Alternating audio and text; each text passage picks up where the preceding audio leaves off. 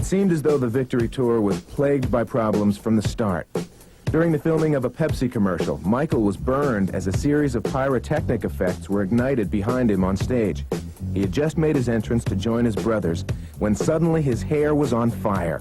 But there was terrific control. The audience did not go crazy. They were obviously concerned for Michael. Michael was very brave. Film later has shown me that his hair caught on fire and he came down, and while it was burning, he was trying to get his jacket off. So I think he thought it was initially his jacket on fire, and only because he's so incredibly talented, he did 2 quick spins, and the fire seemed to go out by his own force. Later, the media focused on the Jacksons' search for a co-promoter to work with Don King. At one point, it looked like Providence-based promoter Frank Russo had the job. After making my presentation, I was notified on the spot that I was a successful applicant and that the tour was mine to promote. I was instructed to commence work immediately. I did this and made arrangements for a substantial part of the tour throughout the United States and Canada. I spent a great deal of time and effort to accomplish this. My suit against the Jacksons will allege that they broke their agreement with me and wrongfully misappropriated the fruits of my labor. The Jacksons finally settled on New England Patriots owner Chuck Sullivan, but that didn't mean Don King would be taking a back seat. Another rumor I'd like to clear up, that Don King, my husband, and myself are still the promoters of this show. You got me, for better or worse, whatever it's worth. There would be one last setback before the kickoff of the Victory Tour. Jackie Jackson, the oldest of the brothers, would be sidelined for the entire tour after undergoing knee surgery. I was going to tell you, it's like torture, you know. It's awful to put all the work into it and find out the doctor tells you that you can't go on tour, you know. I knew, and I still know right now, with all the hard therapy I'm putting on my leg and all the workouts, that I will be back real soon, sooner than a lot of people think. Ironically, Jackie had written a song called Torture for the Victory album, which reached number 17 on the pop charts. Next, we'll take a look at Michael Jackson's videos.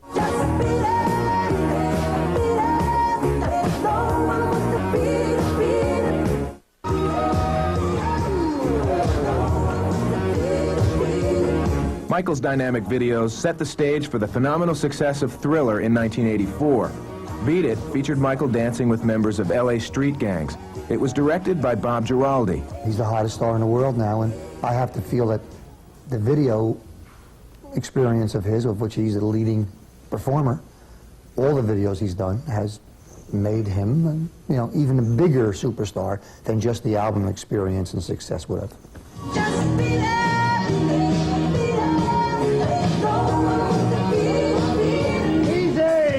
Beat It paved the way for Giraldi's next video project, directing Michael and Paul McCartney in Say, Say, Say.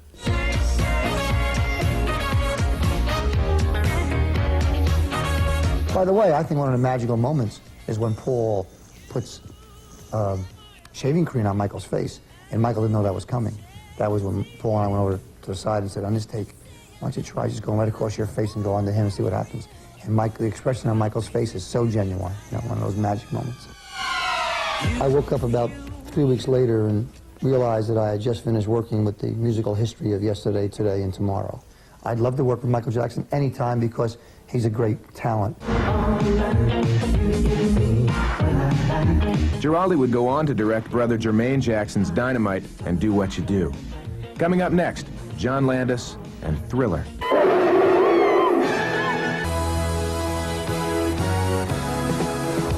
Thriller, the 14-minute long-playing video that turns Michael Jackson into a howling werewolf, broke records in 1984 as the biggest-selling music home video cassette ever. During the making of Thriller, no expense was spared. Jackson spent over $1 million and enlisted the services of Hollywood director John Landis. Thriller became Michael's most celebrated video, winning the Viewer's Choice Award at the first annual MTV Video Music Awards show. First of all, I'd like to thank Michael for making the call. His concept, by the way, was, I want to turn into a monster. Okay. The painstaking process took a crew of 20 artists many hours to complete. Headed by Rick Baker, who also worked with Landis on An American Werewolf in London, the crew paid attention to even the smallest detail, and the result was extraordinary.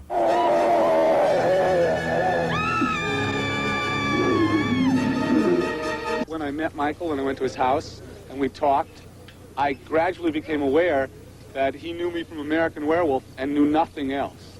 I haven't seen any. Well, I saw Kentucky Fried Movie. Saw Kentucky Fried Movie. Which was funny. So it was like real awkward. George said, well, Michael, I mean, have you seen Trading Places? No. Animal House? No. Blues Brothers? No. Sort of like real depressing. Those are your biggest ones. Real depressing afternoon at Michael Jackson's house.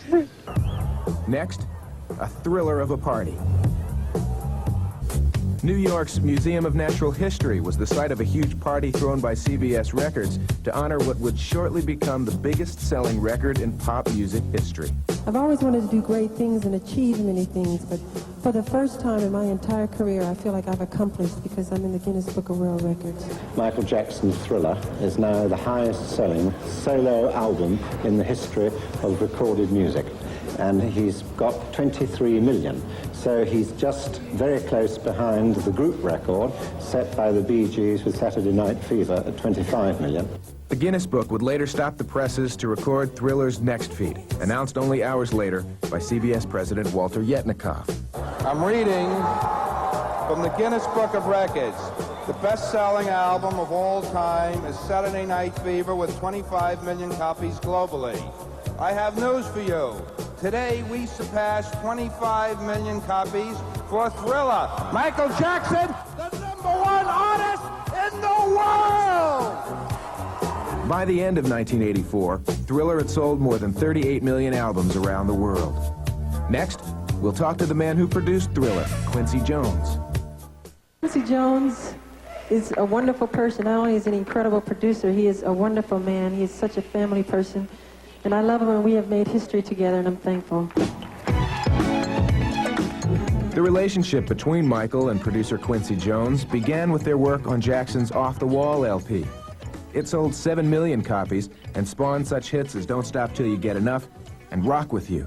Rock with you all night. Dance you into sunlight. After the phenomenal success of Off the Wall, questions rose regarding its follow-up, Thriller. We spent the 3 years trying to anticipate how much pressure it would be, and before we could figure out how much pressure was on us, we were through. Because Michael's very professional. He's, I mean that in the sense that he's very disciplined. He doesn't cry about work. You know, work doesn't scare him. You know, he knows that you have to really give it up if you want. He wants so much out of everything that he doesn't mind giving it. You know, and I think that's a fair trade. But hard work isn't the only thing necessary to make an album as big as Thriller. The bottom line still is musicality and what his heart and his imagination, his wisdom is about, and his, you know, his talent.